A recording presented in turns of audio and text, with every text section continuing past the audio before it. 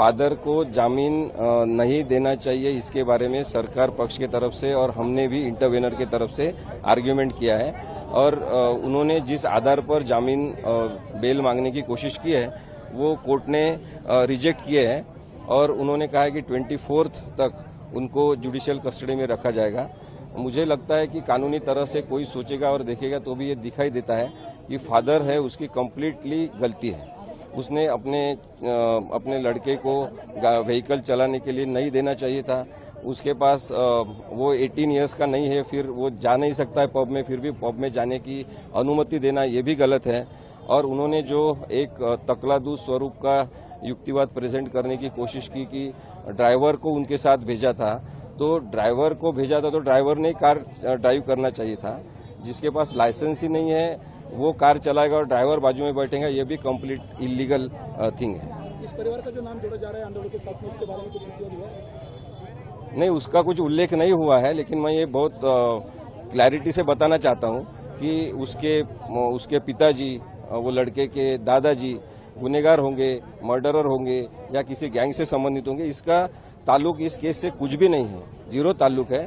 Because उसने गाड़ी चला के जिस तरह से लोगों को अपघातग्रस्त करके मार डाला है, तो ये उसकी पूरी जिम्मेदारी है। और उसके फादर की जिम्मेदारी इसलिए है कि वो 18 साल का नहीं था, इसलिए अंडरवर्ल्ड से संबंध कोई होगा या नहीं होगा उसका कुछ संबंध इस केस से नहीं है। Sir, what would you like to say? There was an argument about this case right now. What happened exactly? The case is well discussed now throughout the nation because the way in which the accident is committed was completely rash driving and driving under intoxicant influence. So the father is completely guilty of the offence committed by his child because he has not taken proper care. Juvenile Justice Act talks about due care and precautions related to the juvenile. So as a juvenile, he should be protected and taken care of. The father has not followed his responsibilities, so the accident is committed. And the other thing is there is absence of proper provisions to be mentioned in the FIR. Why police have registered one offence and filed 2 FIR? That is the question which can be taken to the High Court also.